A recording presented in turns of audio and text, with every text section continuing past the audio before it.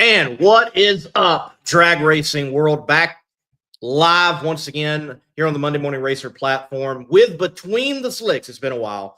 I've got to get back on the rhythm of doing this show routinely and speaking to great characters in the world of drag racing, such as who we're going to talk to in a few moments, Sean Bellemuer, the 2024 NHRA Top Alcohol Funny Car World Champion. He's also got a top dragster driver along with him today. He's doing some tuning while doing some driving there at the Gator Nationals. So he set the world on fire with absolute dominant display last year. The Killer Bees did, with Sean driving to win that championship. They just keep racking them up and declaring to the rest of the field that we're back, we're taking no prisoners.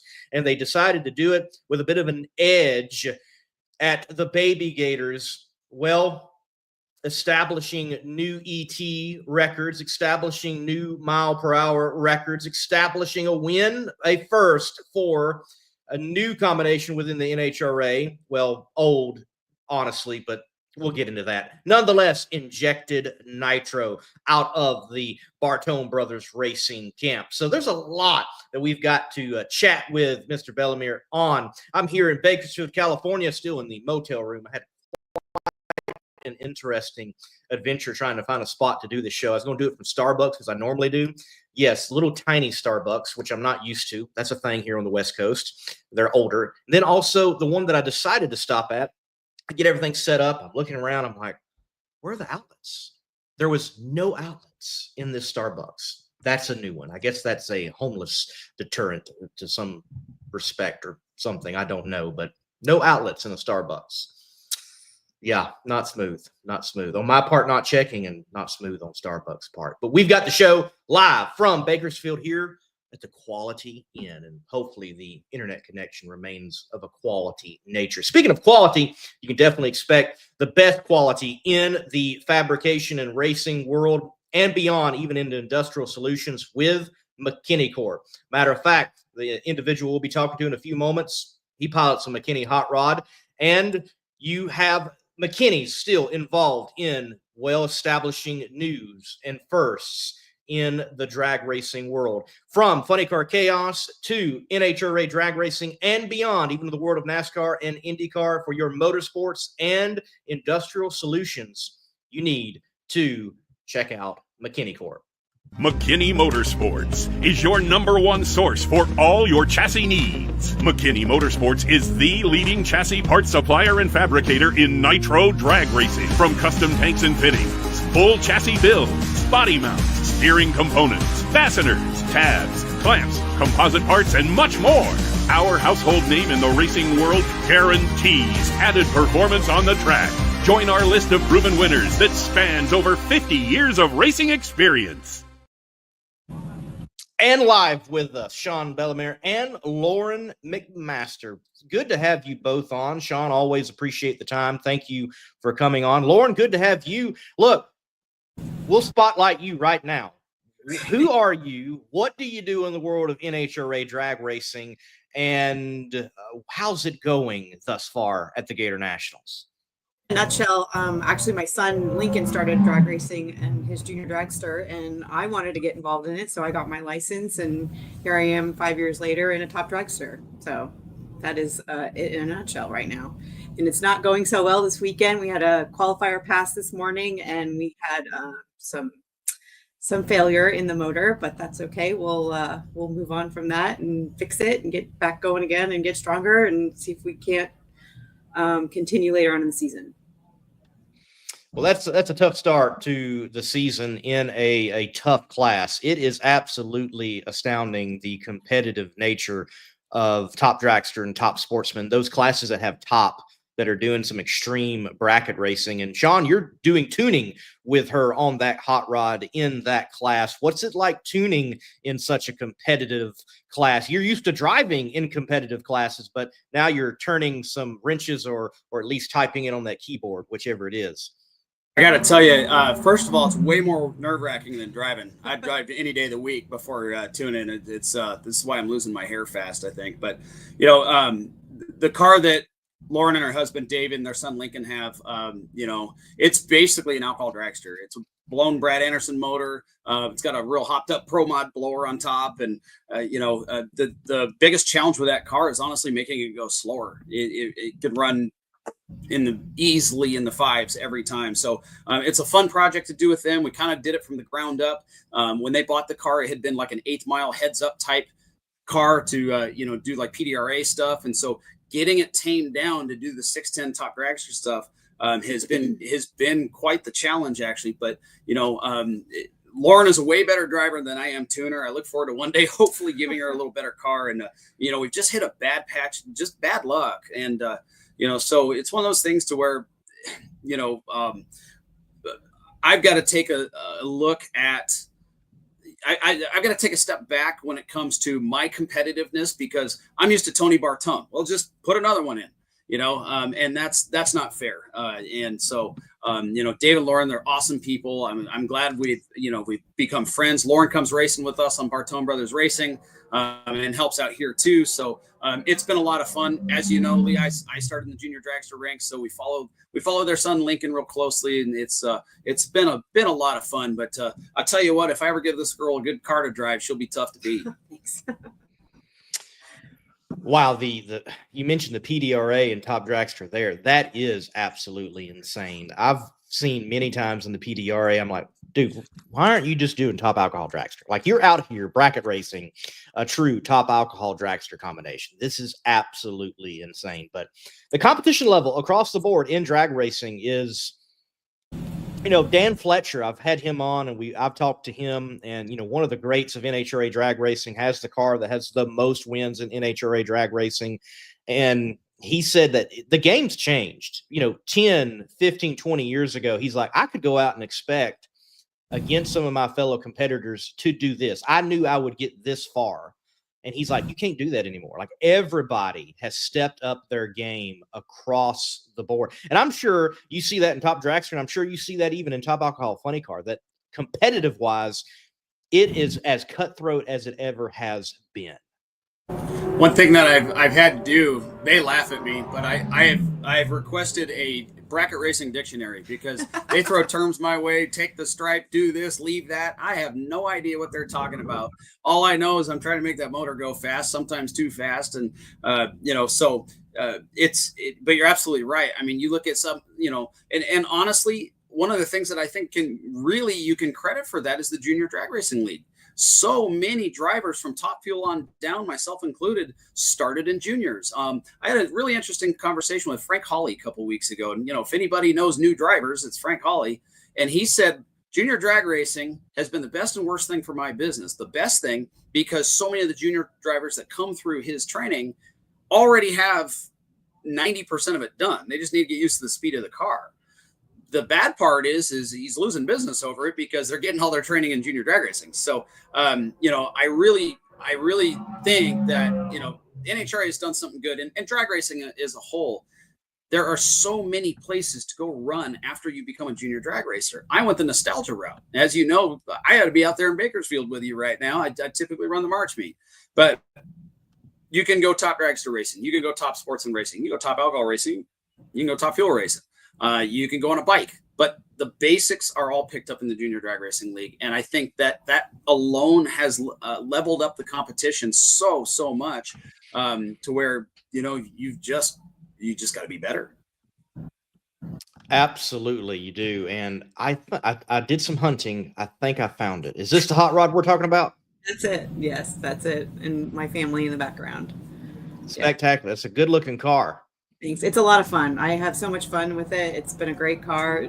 Sean's done a great job in being a teacher, and we've learned so much in the last couple of years with this car. It's been a lot of fun.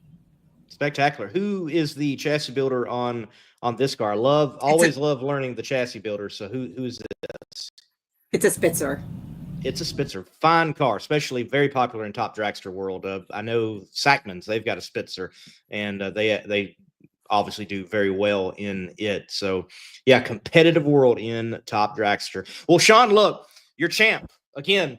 I mean, that's like what, the 10th, now. I mean, it's like, so again, you Killer Bees, what a combination. you all rocket back from being close, but not quite getting it done against Doug Gordon in 2023. And last year was definitely like a no prisoner type of year. And you all did that. Perfect. Like you got all the points and got them early. And it's the closest thing to perfect as you can be.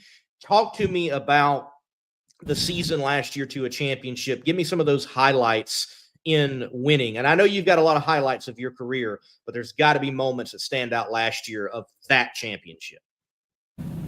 The whole premise of last year was centered around the lowest of the low for me.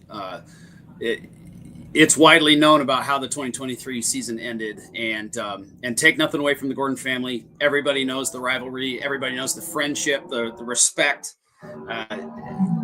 But I got my heart broken in 2023, and in Dallas, got beat on a hole shot to lose the championship. And I very rarely in my life found a low like that, emotionally, mentally, which led to physically. It was not good. But my brothers and sisters on this team, the first thing they did is they made me laugh. And that night, by the time we were done that night in Dallas, I was ready for war. And we ended up winning both Vegas's and Pomona at the end of 2023. And over the wintertime, we just kept that fire burning. And every time I sat in that car last year, I thought about that Dallas round. I thought about what it made me feel like. I thought about how I felt like I let the team down. And that was the thing that really built the foundation for our success last season for me. The killer beast. Tony's going to bring it with everything he's got. He will give Steve and the boys and everything they need. Steve, he never stops. He's in the trailer right now thinking about the tune-up for when we head out west for Las Vegas. He's already got a tune-up for Gainesville. He's bored of this place already. So he never stops. The team never stops. So that mistake in 2023 fell on me. And I took that very seriously. I took it to heart. And so you knew the team would be there. They have success and history with winning. And so from a preparation standpoint and being in the right spot mentally, it was that part was actually the easy part. It was once I was strapped in the car, getting my head where it needed to be successful and drive this car the correct way for my team. And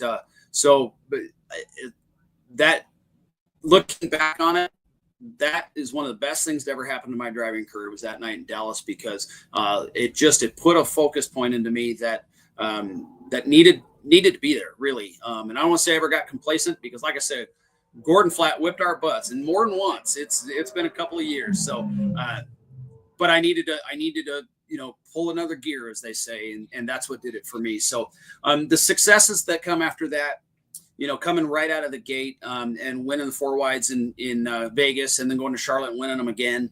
That four wide racing with alcohol cars is not easy, especially with a blown alcohol clutch car. So to sweep that put us off to a really good start. And then, as we approach summer, we basically spent the summer in Ohio. We ran in Norwalk, 3 times, ran Columbus, Ohio, and we won all of them. And, one of the things that coming off of the end of the 2023 season is it was no secret. We were a little bit behind on hot racetracks. And so Steve worked all winter long between 23 and 24 on working on a hot track tune-up. And the guy's amazing. We flat dominated. Chris Foster, we were beside Chris Foster a lot last year in Division 3, and his tuner, Jimmy Rector. And he says, he goes, I don't know how you can make one run this fast in that bad of air and on tricky track conditions. So, Steve did his thing. The team did theirs, and I tried to keep up with my driving, and that gave us really good momentum going to Indy. Indy's Indy. What can you say? I remember talking to you in Indy, and we kind of talked about how special that place is, and so that's where everybody just kind of levels up one, and you have to do the same, or else you're going to get your butt kicked. So that was I felt like the summer really springboarded us into a good spot to win the championship last year. And then, of course, coming down to the end and finishing off the way we did, it was very special. It was a year that I'll never forget. And for me was the most fulfilling championship that we've had so far. It was something really special. The people that are part of this team here, they're my best friends in the world, and like we were talking about before, intertwining with the top dragster and Lauren and her family. It's a big family thing out here, and it's very, very special to me. Certainly should be, and I know it is. Lauren, what do you remember from last year? You jumping in a few races, I'm sure, and experiencing the competition and the journey of a championship team. I just love being a part of this team. That it's always just so much fun and very relaxed, and they always have a great time. And just it's been a great year. It was an awesome year for sure. Certainly a good group. I have learned be careful and don't get pinned down by bogs. You will certainly get an education, and you'll be held longer than you anticipated. Though it's great, but nonetheless, don't get pinned down. Yeah. I'm not sure you're in California right now. I'm not sure you're far enough away. Boggs is on one right now. So, but that's always good.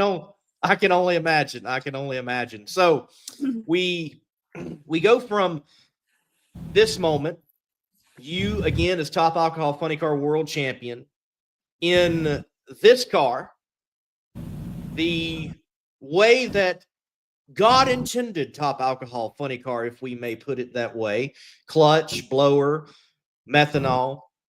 And then we come to this car at the Baby Gators and testing before.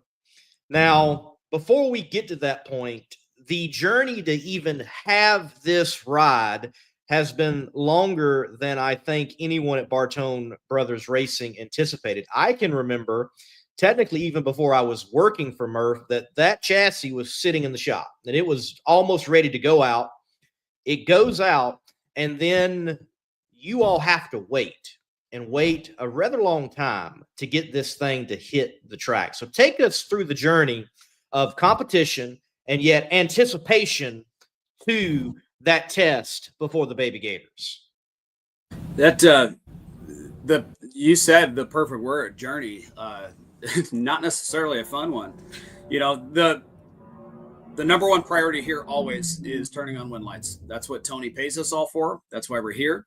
Lucky enough to have a wonderful group of people that we have a great time with, but the goal is wind lights. And so part of the problem was, getting the A fuel car out was the fact that we were off competing with the blown car. We have a great blown alcohol car with a great team and a great combination. And that thing, we were winning. And so we had to focus on that. And you got to go to these races around the country. And gosh, most of us have real jobs on top of this. So we couldn't just go testing anywhere at any time. We have lives to live. Obviously, a lot of us have families at home and kids that miss us. And so, the whole idea about going out 35, 40 weeks a year to go testing and racing and competing, and that just isn't feasible. So that was the first thing, was the fact that we needed to concentrate on the blown car. We need to concentrate on the NHRA World Championship.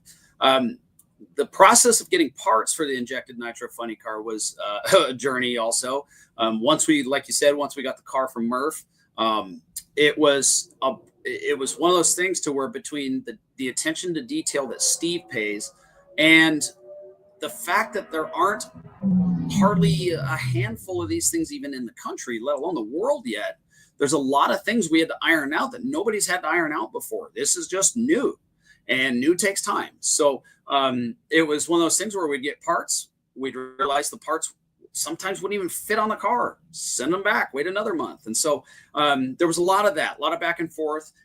Steve would get something, look at it and go, you know what? I don't really like it this way. Send it back and try again. And so, unfortunately, we have the ability to be meticulous like that. And Steve is who he is because of his the way his brain works and his meticulousness. And so, we got the car together actually mid last summer, and we just didn't have any weekends available. It sat there. We went to the shop in New York and we started it on nitro, and we got all excited, ran around it a little bit and realized that nitro smells. And then the car sat because we had to go take the blown car out again and try and beat Matty Gordon and Phil Foster and the rest of the world because they were all beating down our door trying to win the championship.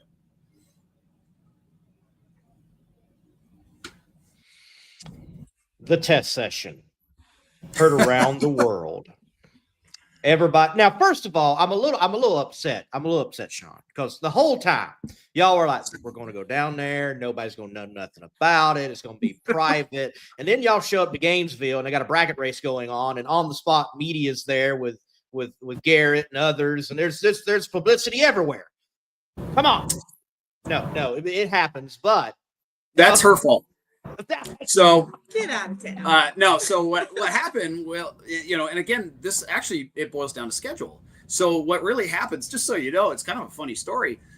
David and Lauren McMaster and their son Lincoln, they live here locally, a couple hours away from Gainesville in Central Florida. And this is an area I've fallen in love with. My wife and I have come back here and actually looked into buying some property back here potentially. And so anyway, we were looking for a place to go test, and with the team being based in New York, your options are limited in the winter months. You sometimes have to plow your way out of the Northeast to go run your race car somewhere. So Florida is the obvious one. Bradenton's running and Gainesville's running, and it's one of those things to where Lauren and her family are real tight with the people here at Gainesville Raceway, and they actually put me in touch with the track manager here, and they basically open their arms to us and says, what can we do to get you here?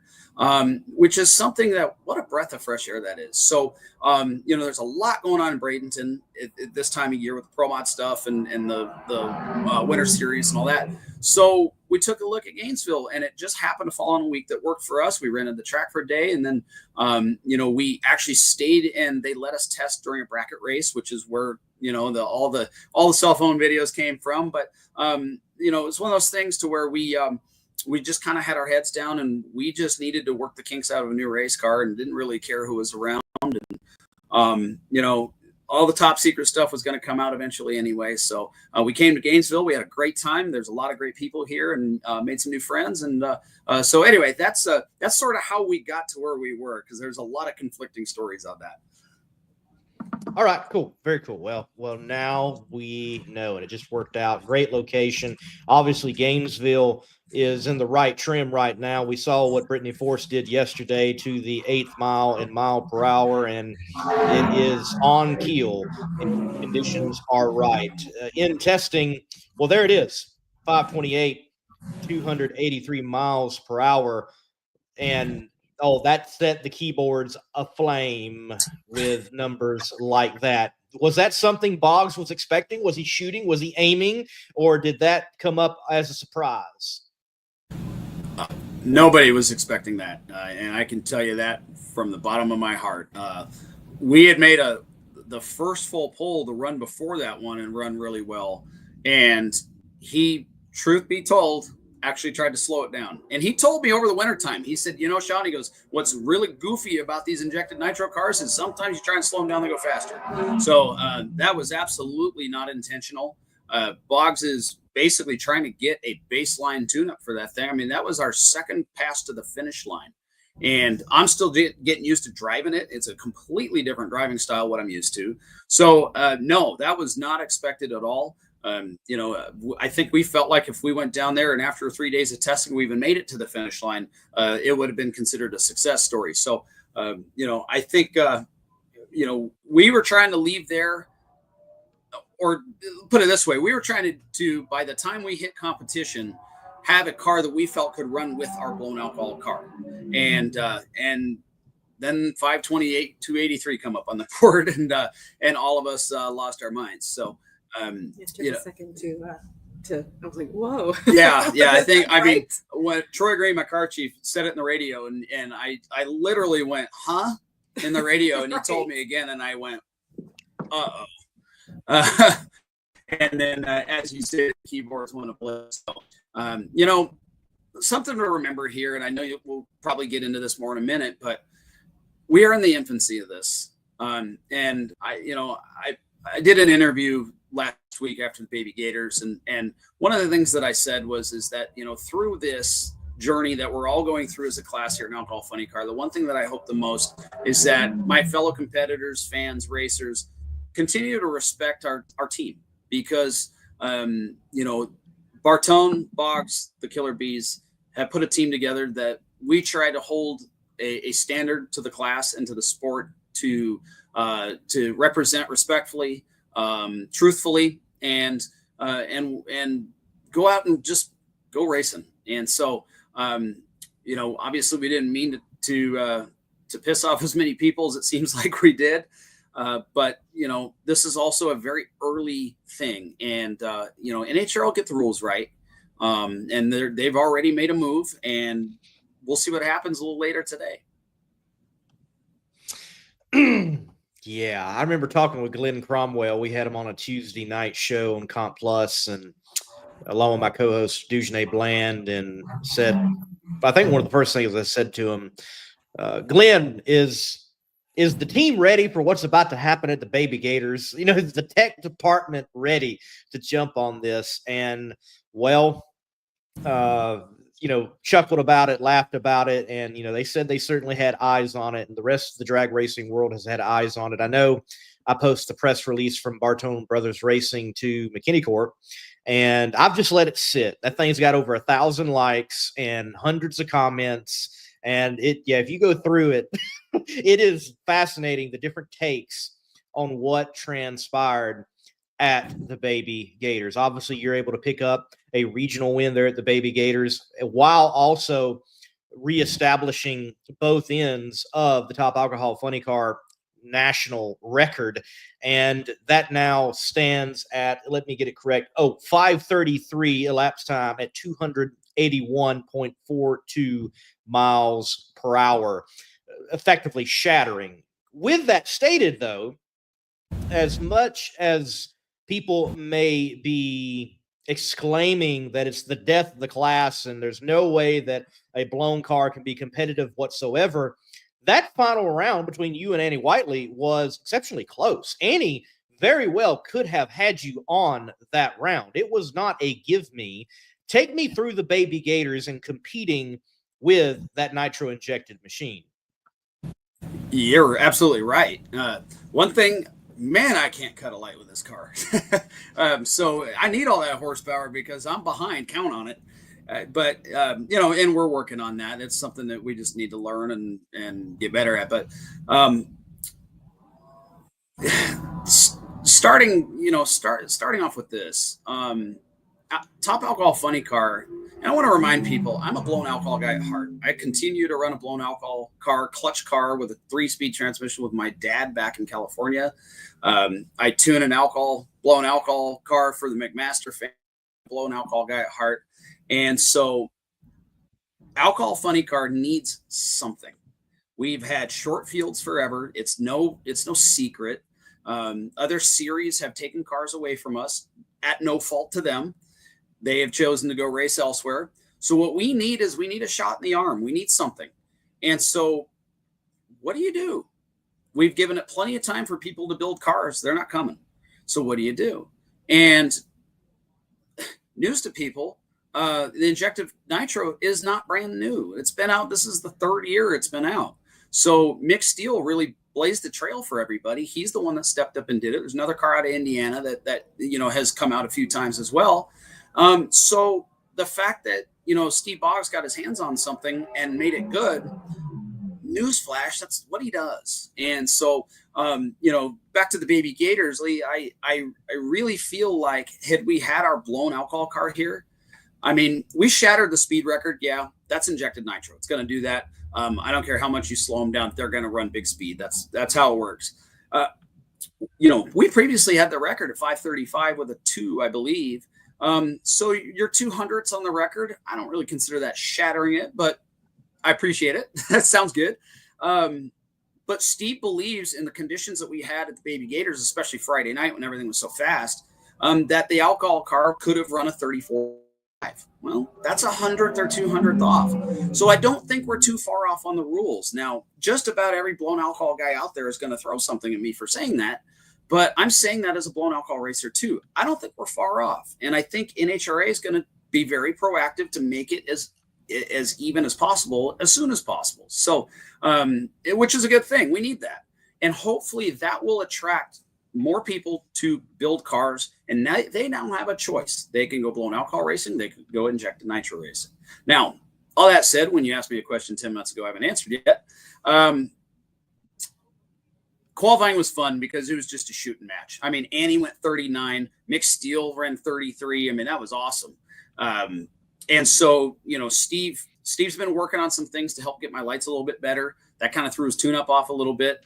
So we kind of decided, you know what, again, the job here is to win the drag race. And so he kind of went away from that a little bit and did what he knew would make the car go right down the racetrack and be safe. And so, going through the rounds, I tell you what, it's been entertaining racing against these blown cars, especially like the converter cars and stuff, because I feel like there is an anchor tied to the car when it leaves the starting line. You see those blown cars go way out there down track, and I'm like, there's no way we're going to catch them. And then, boy, that injected nitro thing, it gets torquey and it picks the front end up, and it's just a monster out there in the middle of the track, and start reeling them in. But, the Whiteley family as a whole, Annie and Jim both, they're as good a racers as it gets. Their teams are as good as they get. And boy, she almost smacked us in the final. It was a really good drag race. And that's what our class needs. We need parity and we need good drag races. And so I'm excited for what's coming up this weekend at the Gators. We've got the actually exact same cars coming back. So everybody knows everybody's hand. And, little rule change this past week, and we'll see how it affects everything. I'm excited. What is that rule change for those that may not have heard? I heard there was a percentage change on nitro. Beyond that, if that is accurate, what is that change? So they went from 95% nitro down to 94. An interesting thing they did is they actually tied it to which rear end gear you run. And so, something that kind of was hampering some of the injected nitro cars in the past was they really couldn't get their hands on the correct rear end gear. And now that has been rectified. Well, so if you run a shorter rear end gear, they'll actually still let you run 95%. Where with the taller 290 rear end gears like we run, they knocked us down to 94. NHRA is trying. I got to hand it to them. They're very they're open-minded. They're listening to both the blown guys and the injected guys, and I don't think it'll be too long before these cars are running real close to one another. That's just it. Again, you've said this is new. It's still in an infancy. You've had mixed steel, and you've had Tony. Oh wow, never can remember his last name with his injected nitro combination. Mr. Composite Specialties, that funny car that Tommy Johnson has been driving on occasion. They've been out there. They've been working on it. They've had some good performance. Boggs puts all his experience and expertise. He's certainly no stranger to nitro many, many years ago, and many, many, many, many years before even that last time. And boom, it all comes together. So it is still brand new. The NHRA is going to figure it out. And for everybody that complains about parity in the NHRA, I look at other categories and I'm like, well, they've got something figured out. Last year, Sean Cowie wins a world championship over all of the injected nitro dragsters. You've got Pro Mod and many that are competitive in those ranks with different types of power adders. So the NHRA occasionally, they do actually figure it out. And that's what they're attempting to do right now. And again, you go back to the Baby Gators. Yes, overall, you come away with the Baby Gators crown. But Annie Whiteley was right there. The competition of some really good teams in top alcohol funny car competition were right there. It's not like you all showed up and just walked away with it. The news may be spinning it that way, but that's not exactly what happened at the Baby Gators. For the Gator Nationals, though, the field's going to be a little bigger. And you've got a few more rounds, a few more opportunities. Weather might be different, worse or better. What do you think the Gator Nationals will look like for Bartone Brothers Racing? Give us the preview of the action this weekend. Anytime I get to put this Skull and Crossbones shirt on, I know we got a shot. And it's a great feeling over these years. And gosh, this is my 7th or 8th year driving for Tony now. I like our chances just because of who we are. And I'll be honest, I don't care what car is out there. Go get my blown car. Steve and the team, they will find a way to turn on wind lights. That's what's wonderful about them. So I'm really excited. And the little boy in me is still learning how to drive this injected car. So it's a new adventure. I use the word weird a lot. This thing does something weird every run. and and I'm learning how to keep up with it because it's a monster out in the middle of the racetrack, and that part of it, it's a lot of fun. So I'm excited, like I'm a new guy trying to learn how to drive this thing. I'm actually going up to the veteran drivers I've raced against forever, ask them if I staged okay, like I'm a rookie, because I don't know how to stage this thing. I'm still learning. So it's been exciting. It's fun. The weather out here right now, it's way better than Bakersfield, I can tell you that.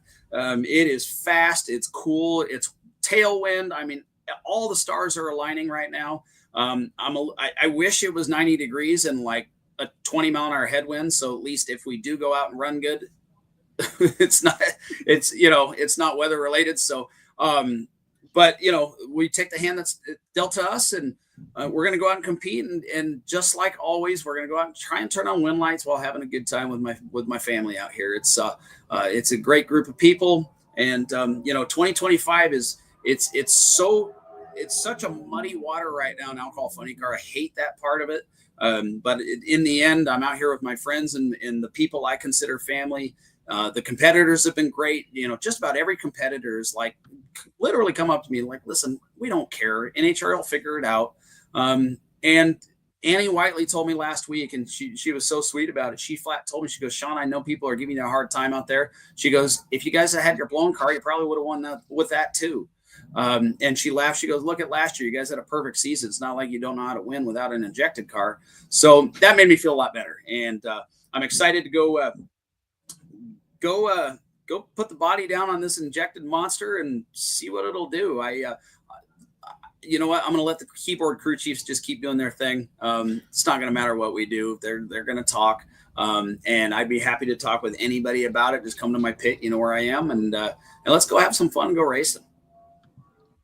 Something I am interested in seeing, and look, I know unless they've done something different, I know the NHRA has got you all parked in the swamp of Gainesville Raceway, and you might have to dig out depending on how weather goes this weekend, and there's mud and all that muck beyond the paved pits, and those who are special and get such treatment.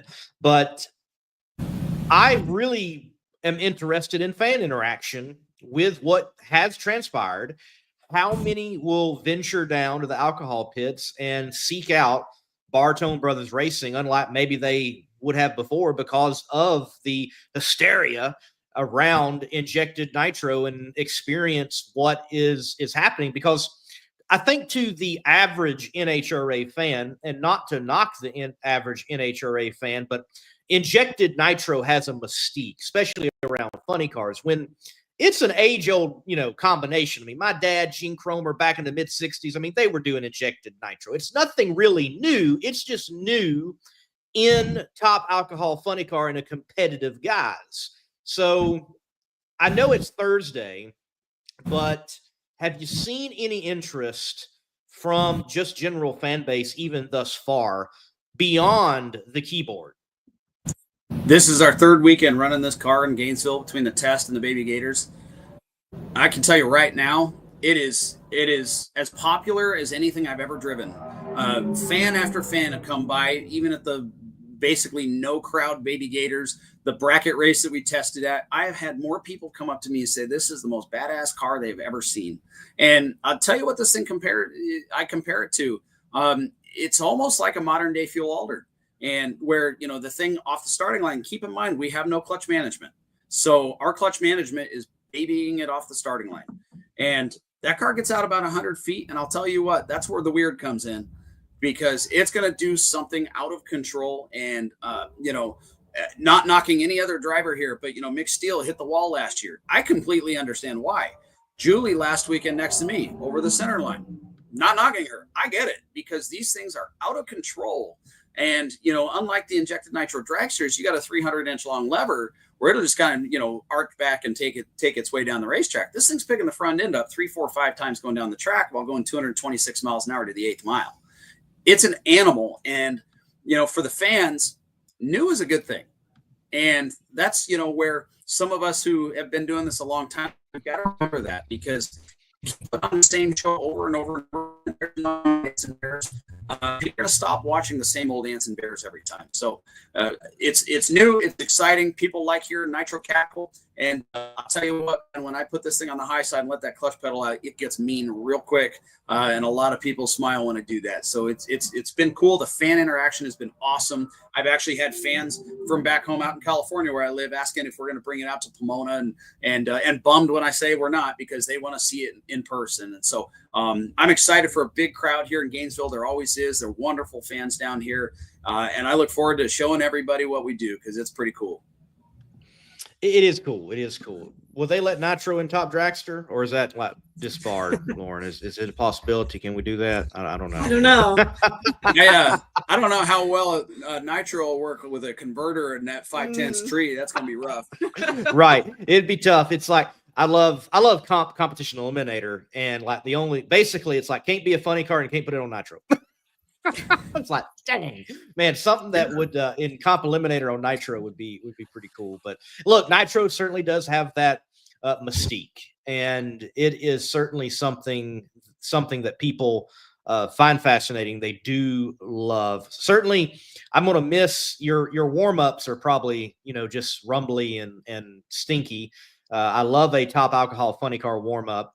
And there's really no need in an injected nitro combination to do a throttle whack or anything of that nature. But I'm sure that you, as a driver and all that you've done, I'm sure it is a spectacular experience for you to do something different, to add to the portfolio. And I know Boggs has got to be happy. What little I know about Boggs, he just seems to be that mind that's thinking, like you said, he's already thinking of the next race. So him thinking on something, I know he has got to enjoy, and cannot wait to see what this combination does for the class. I think overall, even though there are people saying, oh, this is the death of the class, it may very well be the rebirth of it, because here we are. And granted, I'm one of the few that will have conversations about top alcohol funny car. Nonetheless, here we are. We're talking about the class. There's 1,000 likes on a McKinney post with hundreds of comments, and that's throughout on WFO, and that's on NHRA, and people are talking about top alcohol funny car, where last year and year before that and the year before that, meh. Yep. That's, and that's the whole thing. It's the old bears and doing the same old dance. And so we need to be relevant again. And other classes, other sanctioning bodies have done things to change it up, and look at the popularity of them. It's stuff people haven't seen before. We want to see something new. Who'd have thought Street Outlaws would have worked, right? And it became one of the most popular drag racing entities in the world. And so that is exciting to me. I like what you said right there about the rebirth. I've been an alcohol funny car my entire life, literally. I mean, I've got pictures of myself sitting on top alcohol funny car when I was 5 years old. And it's the same basic combination that we run today. And I know NHRA strives for close racing, but one of the things that kind of, I think, turned some people off was the fact that it's the same rules package as it had from 10, 15 years ago. There's just no progress of the class. So this is going to make progress one way or another. Let's face it, what we were doing wasn't working. Okay. Right. So we might lose a few cars. In fact, I'm going to guess we probably will. But for every one that we're losing, I'd be willing to bet there's 2 or 3 injected nitro cars being built. So this is not going to be a fast knee-jerk thing. It may take 2 years. It may take 5. But you know what? In 5 years, I feel like alcohol funny car be in a much better place. Absolutely. Absolutely. Well, I know this, Sean. Certainly NHRA premier level of drag racing, you and Boggs, Bartone, the whole entire crew, the Killer Bees, y'all are going to do exceptional. But I certainly hope we will see that injected nitro combination, as Boggs has said, if NHRA ever made him mad or not, come on to Nitro Chaos. Let's run that thing at Edgewater or Motorplex or something, and put that into the fight there in Nitro Chaos. Would love to see that. It is a cool place to see all those nitro combinations come together. And you're right, man. Look, it can be the time, because with what has transpired, it might even be the catalyst that even for the methanol combination, maybe that combination can change and update just a little bit and go forward, as maybe they're given some room as well to work with. Again, might very well be the rebirth of the class, because outside of the U.S. Nationals, there are some national events. It is tough on cars. And then I've covered at the regional level, and I'm like, oh, there's 3, so on, so on, so on. So this might very well be the ticket. Well, Sean, look, thank you for your time. Lauren, thank you for your time. Enjoy the rest of the Gator Nationals. I'm going to enjoy Bakersfield. Sean, man, picks for Bakersfield. You're out here all the time. Who do you think is going to get it? Funny car, fuel altered, and in top fuel. Oh, man. All right. Well, I mean, it's hard to bet against Tyler Hilton. I've got a special place in my heart for that car because, that is the ex-Tony Bartone car with Steve Boggs's magic in that thing. I'm going to say Tyler Hester as a repeat top fuel winner. Rick McGee's a good buddy of mine. He and TJ and them, they know that track better than anybody else. And so I think with tricky weather, I think old McGee and Hester, they're going to do something special. Funny car. Shane's pretty good. I think Bucky and Shane will get it done. And fuel altered, I would, that car Johnny West is pretty awesome. I love the look of it. They won the Hot Rod Reunion, so I think those are my picks for Nitro. And of course, my heart, the Class I Racing, Nostalgia A Fuel. We're all cheering on Wayne Ramey to get that 5-second run in a blown alcohol car. So that'll be fun to watch as well. I'll be looking out for that then. Maybe you can capture that moment and do something with that, give some more exposure, which is heck. Well, that's why I'm here. Look, very much so. Almost all the media, they're going to be there at the Gator Nationals, and I've got a track record of I go where others aren't, and we're going to be out here and we're going to play it up, and because it is the March meet, one of the granddaddies of them all, and looking forward to seeing Top Fuel run to completion. Last time I was here in 2023, that did not happen, so I'm looking forward to that. Yeah, well, and for any of your fans and watching who might not really be sure what the March meet's all about, it is hands down one of the best drag races in the world. I don't care what kind of racing. It's my favorite race. I'm sick that I'm not there because my dad ran the March meet in 1968 and continues to go today. And you've got a lot of fast race cars, a lot of neat cars. The ambiance there is just incredible. I wish for every drag racing fan worldwide to get to go to the March meet one time because it's absolutely worth what it takes to get there to experience that. Absolutely. Sean, Lauren, thank you for your time. Folks, we're going to take a break. Right after that, we'll talk a little bit more about drag racing. Thank you, guys. Thank you. Thanks.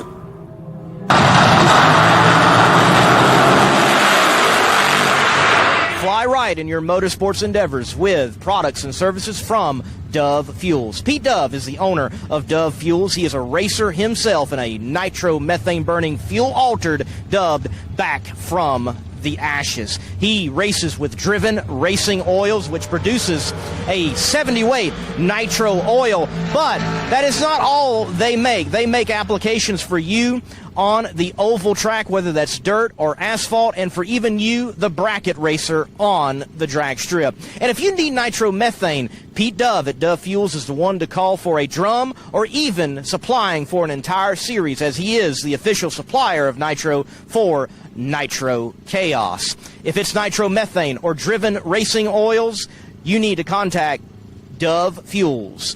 Gentle name, Hardcore Products. All right, here with Between the Slicks. Thank you all for watching. Hit the like button, hit the share button, please. Here in Bakersfield, California, I'm looking forward here soon to head over to the famed Famoso drag strip and begin coverage of the March meet. Testing today. Should be a good amount of testing today. There is some chance of rain today, but I think most of it moved out from yesterday. And yesterday it was very rainy. No drag racing was going to be taking place whatsoever. It was hard conditions just driving on the road, the fog in this valley and the rain that was here. But March meet this weekend, 6th through the 9th, and the March meet did announce that tickets, they have closed tickets online. You cannot purchase tickets online at this point, but that does not mean that there are not tickets. You can still get tickets at the gate. So don't think the March Meet is turning you away. You can certainly find your spot at the famed March Meet at Famoso Drag Strip. Just get your ticket at the gate, and you can see all the spectacular action that is the March Meet this weekend. The Gator Nationals are this weekend. They're at Gainesville Raceway, and the NHRA Mission Foods Series, along with Lucas Oil competitors, in earnest begin the NHRA season, especially for, again, the professional classes, the Mission Food Series. They hit the track in competition for the first time of their 2025 season.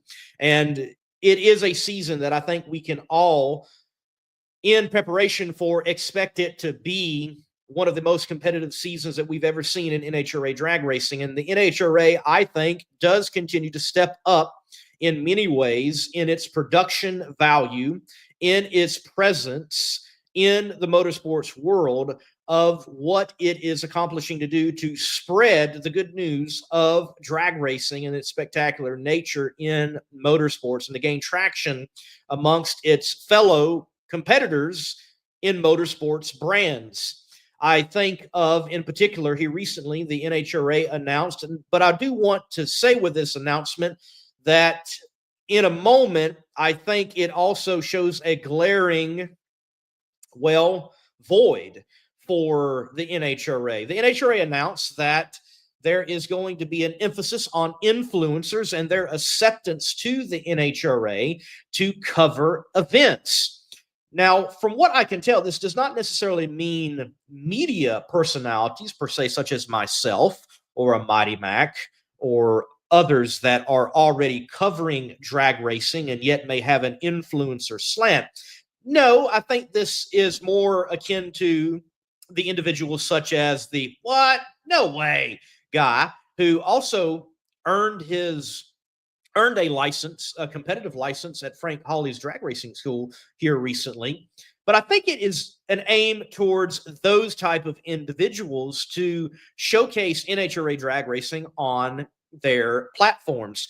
It's no secret that today influencers are able to do just that, influence.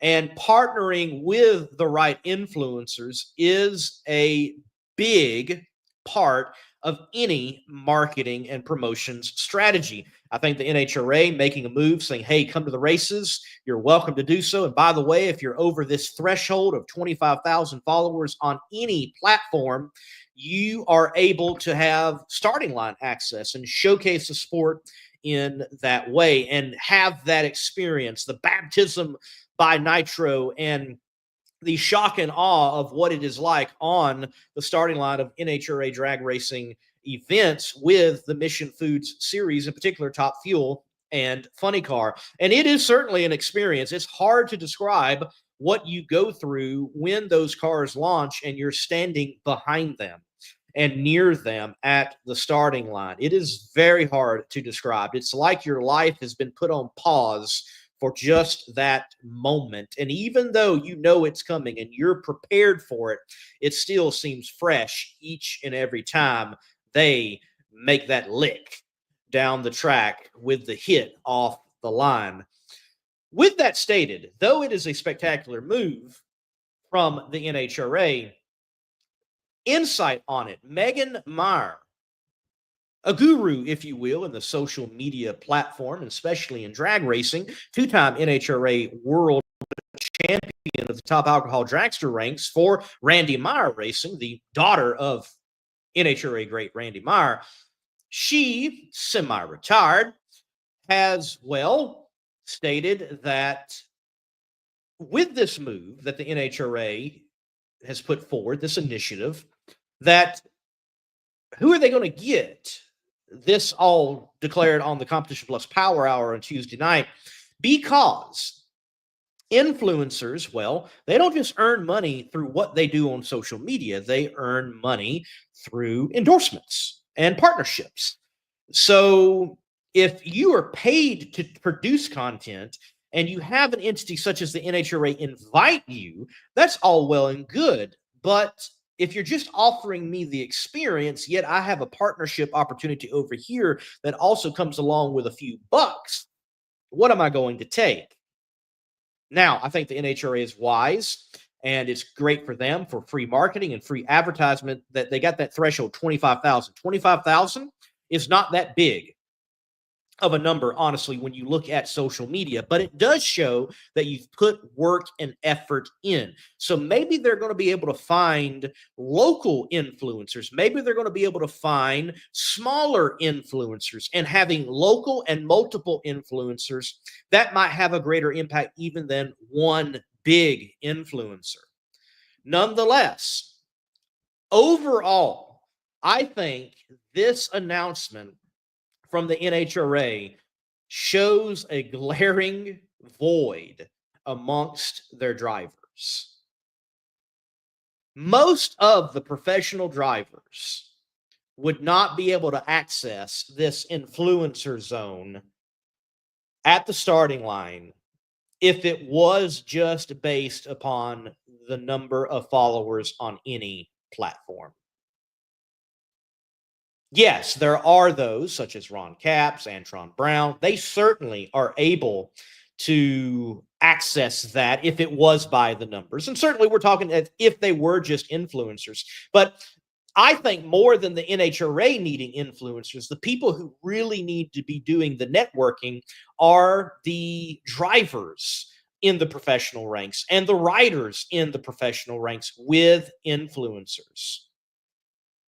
Because most of them do not have the numbers. And yet they drive top fuel dragsters. And yet they drive funny cars. And yet they drive pro stock cars. And the fact is that they've left this on the table.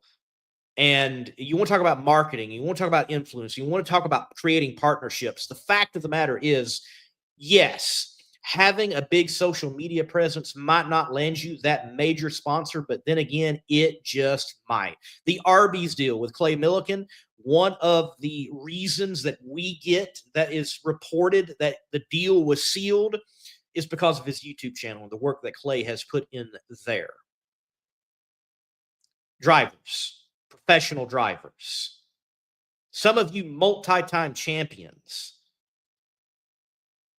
put in the work on your social media platforms, and not just your team platform.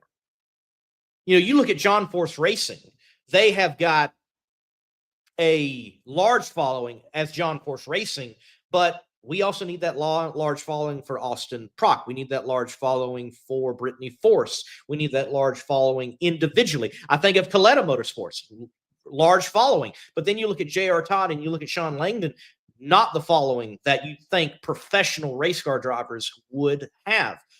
Put in the work and grow those platforms. Network with those potential influencers coming to the track to grow your platform.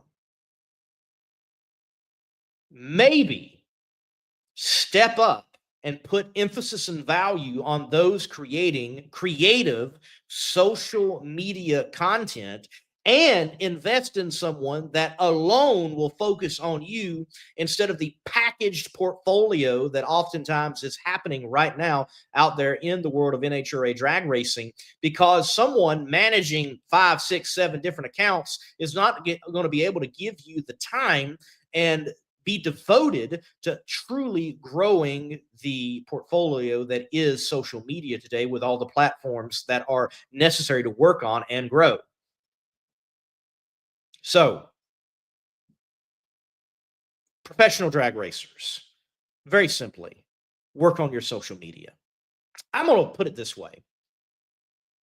There is an NHRA professional drag racer in Top Fuel.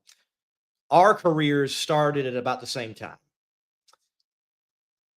Roughly over 20,000 followers on Facebook. I just crossed over 75,000 followers on Facebook with the Monday Morning Racer platform. I don't drive a Top Fuel dragster, which is way cooler than just being a talking head on social media. I don't own a top fuel dragster. I'm not competing at the highest level of drag racing in the world, but yet I've got more followers. Ladies and gentlemen, if that's the case, people managing social media at that level, something is amiss. Fire your social media managers and start hiring creative people and put those creative people in a situation where they can be creative without having to worry of making ends meet. Put a value on it. Don't complain about what Clay's able to get done and has got done because he put the effort in. Put the effort in, or invest in someone to put the effort in for you. You can look across the board at those in NASCAR, and I would argue just about every NASCAR driver has a bigger following than most of those in NHRA drag racing at the professional ranks. Most Xfinity drivers probably have a larger following. I, for one, can tell you recently did a test session, covered it at Rockingham Speedway, and there was a young gentleman, I'd never heard his name in Xfinity racing. And I follow Xfinity rather closely, went to go follow him, didn't think there would be a big following base. He had like 140,000 Instagram followers, and I'd never heard of this kid. And he is not at the highest ranks of NASCAR, but rather the second tier, the tier right below Cup in Xfinity, the highest level. Also, I'll state this. Though he doesn't know who I am, and though he has more followers than I do, when I send to him the collaboration invite to merge the content together, it's accepted. I think of Raja Karuth, who has a big following on social media and is very popular and, frankly, more well-known than many of the NHRA professional drivers. Send a collaboration invite. It's accepted. But yet those in the drag racing world, whoever is managing your social media profiles, they can't hit accept on the collaboration invite. Look, this is what I'm saying.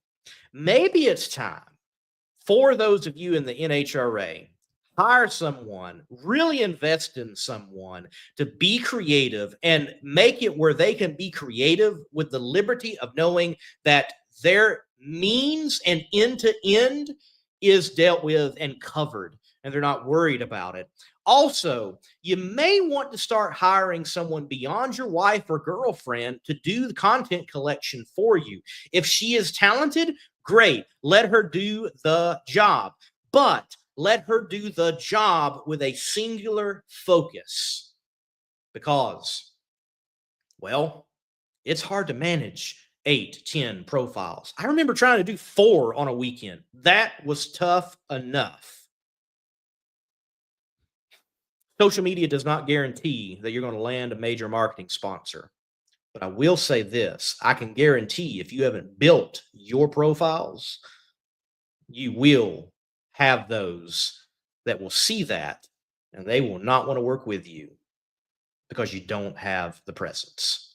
Overall, the initiative by the NHRA, it is smart, and it is an initiative of bringing influencers in that I think is smart and also one that is with the times. I do wonder, though, where does it leave someone such as myself? Am I just considered media and I can't have that media access as an influencer if I'm not considered an influencer? And how does Fox handle this? Because starting line footage is like the holy grail, and showcasing that beyond Fox and TV has been something that you have been disbarred from doing.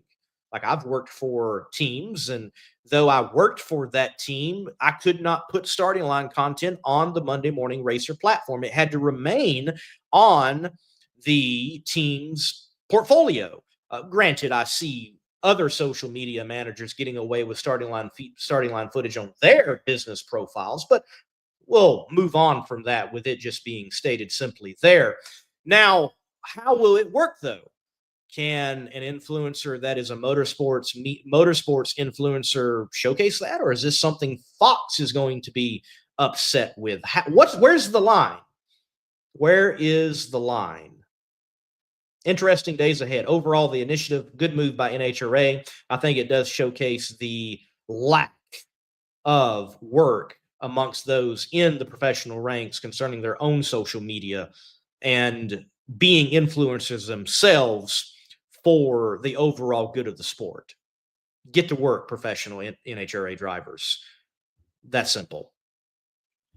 Let me go to the comment section really quick here. I've seen many of you chiming in. Thank you for doing that. Mark, watching. Awesome watching. You've been commenting. I appreciate that.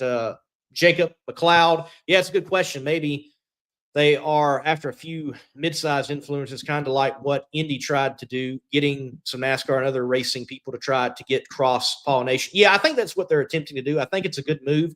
We've already seen it work because the what?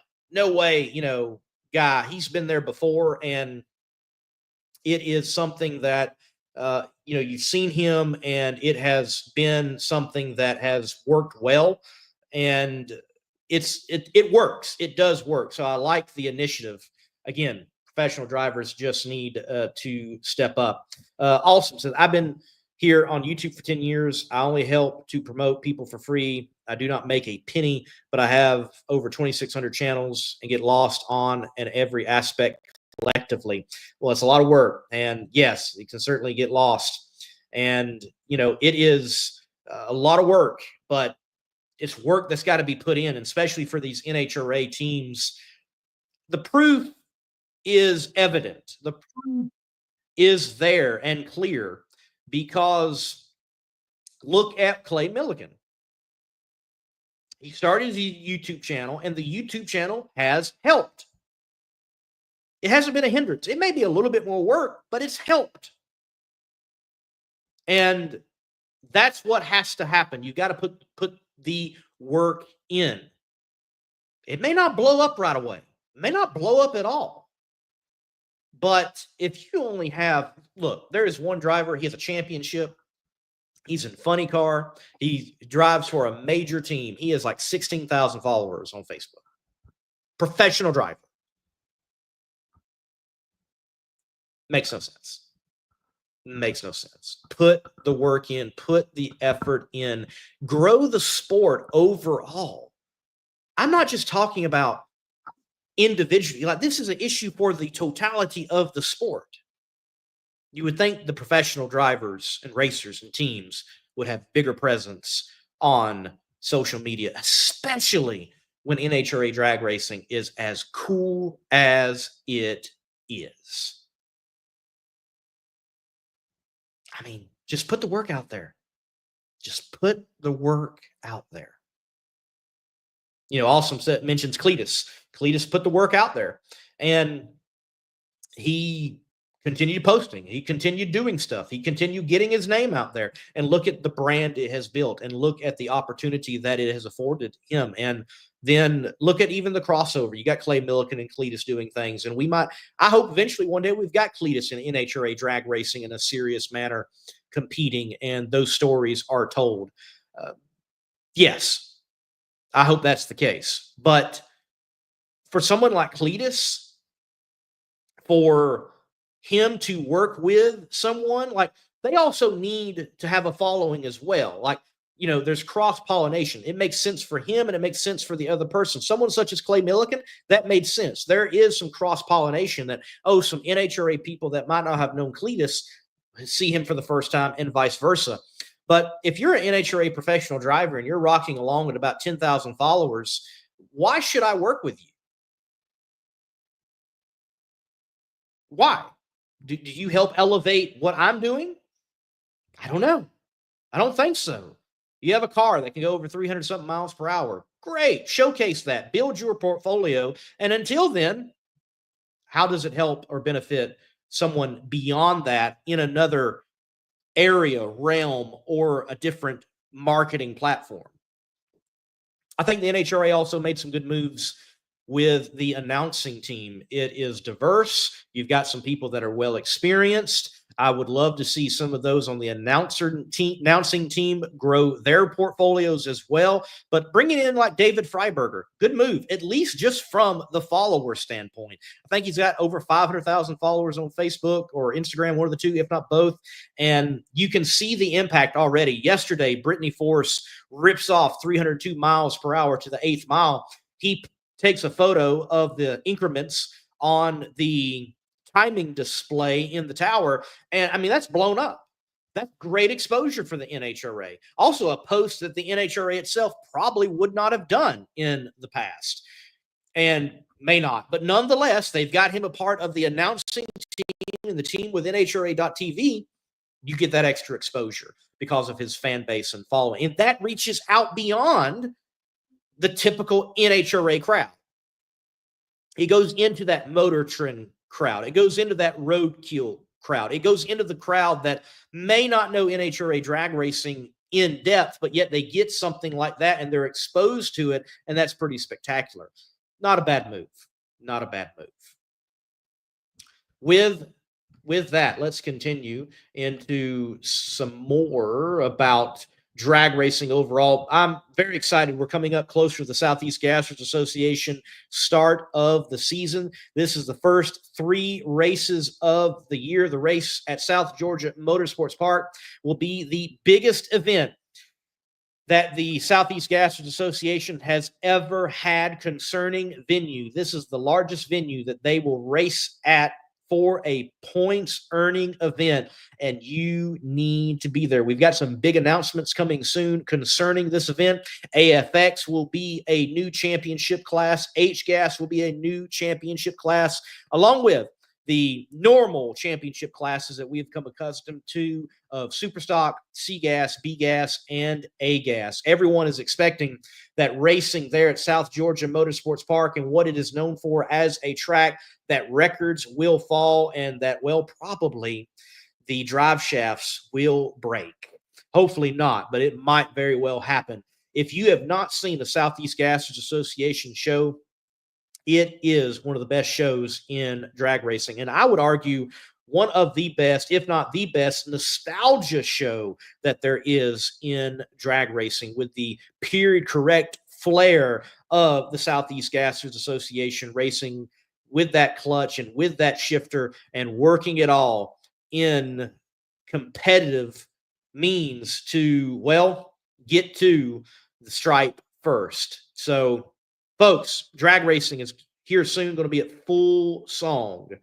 And we are right upon that with March Meet, with the Gator Nationals, and there is so much to enjoy. We've already had great drag racing with the Winter Series. Yesterday was on the Wes Buck Show briefly to ask a question to Wes Buck, Steve King, and Mark Mickey, and just put it this way, that I think what Wes Buck and Drag Illustrated has done with the combining of the Snowbird Outlaw Nationals with the U.S. Streetcar Nationals and the World Series of Pro Mod, and that becoming a championship series, and with everybody that funnels into it, because everyone else of PDRA, NHRA, Northeast Outlaw Pro Mod Association, and Midwest Drag Racing Association, because they are off and everybody funneling in.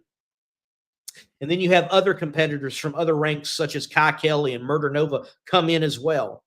You've got all these names like Antron Brown and Erica Enders, and you got Stevie Fast Jackson, and you've got Ken Cortuccio, who is the first ever Winter Series champion. Honestly, I think that has become the place where if you are indoor slammer racing and you are a pro mod racer, it is the championship to win. Those are the races to win, not just because of the money, not just because of the pomp and circumstance, but because of the competitive nature. Look at that historic field that they had at Braden for the World Series of Pro Mod. One of the quickest and fastest, if not the quickest and fastest, under such rules. And you see that all those cars that show up, the heaviest hitters of the heaviest hitters across sanctioning body racing show up at that event and show up for the Winter Series. I think what West Buck Drag Illustrated have been able to do is they've created the place to go race that gives you bragging rights no matter where you go in pro mod drag racing, whether that's NHRA, PDRA, Midwest Drag Racing Series, Northeast Outlaw Pro Mod Association, wherever. I think it's the one to watch. Very cool to see that happening right now in the world of drag racing. I think we've got it pretty good. I know folks love to look back, but I think we've got it pretty good right now. Sure, I would love to see pro mods look more like the car and not all of them be a bunch of Camaros. Nonetheless, we've got a good time right now in drag racing. Ladies and gentlemen, thank you for watching. I've got to get to Famoso Drag Strip. Testing will be happening soon. Definitely want to get out there for that. Thank you for watching. Thank you for commenting. Hit the like button. Hit the share button. I'm Lee Craft, a.k.a. the Monday Morning Racer. This has been Between the Slicks. We will do this again. Thank you to Sean Bellemuer and Lauren for stepping on for their time. We're going to end it, and I'm going to get on the streets of Bakersfield and get down to Famoso Drag Strip. Take care, everybody. If you own a beautiful modern muscle car like this 1320 Challenger, I'm sure you don't want it stolen. Because the Challenger and many other modern vehicles have an easily accessible neutral release strap. That was your coin holder in your center console, and beneath that there's this red cord that someone can pop, put it into neutral, and potentially easily steal your car. But at Destroyer1320.com, they have the TDS, Theft Deterrent System, which is a cover over that strap using factory mounting points so that you don't get popped by a thief. So make sure to go to Destroyer1320.com using promo code MMR for 15% off and get your Theft Deterrent System TDS and steal the thieves' hope.